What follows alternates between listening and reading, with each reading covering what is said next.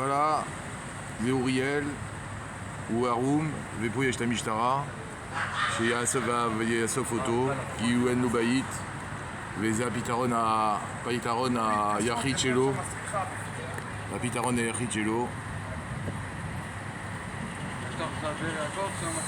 לא לישון ברחוב ולאכול משהו על מנת להתמודד ולא למות. הוא רוצה עזרה, הוא איבד את הניירת שלו. זה מה שקבלו, זה מה שקבלו. וואלה, הוא צריך ניירת, הוא צריך עזרה, תמיכה, קשה לו לאסוף את כל הפרטים בשביל הרשויות. אז הוא רוצה עזרה, הוא רוצה תמיכה קטנה בשביל להתחיל מחדש.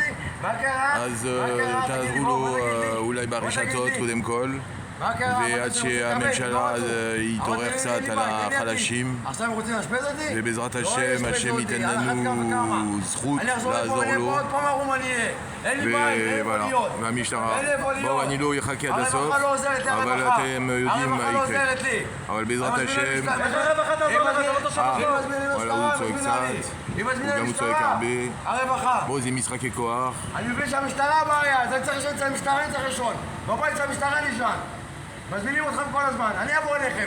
אל תבוא אליי, אני אבוא אליכם. אל תבוא אלינו. מה אתה מצפה מהמדינה? אני מצפה שלא יחיקו אותי מהמשרדים ושיפתחו את הלב שלהם. יפתחו את הלב של המשטרה ולא יחיקו אותי.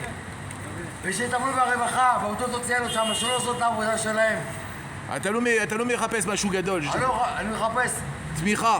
תמיכה אני מחפש דירה, אני מחפש אוטו שיהיה לי, אני מחפש שיהיה לי בגדים, אני לא רוצה לקבל את זה בשביל אף אחד. לא רוצה לקבל את זה בשביל אף בן אדם. למה אתה מצלם בן אדם ערום? בטח שצלם, אין לי בעיה. למה אתה מצלם בן אדם ערום? אוקיי, אני מצלם בן אדם ערום, למה אתה מצלם אותו? אחר כך תעלה את זה לרשת גם בן אדם ערום?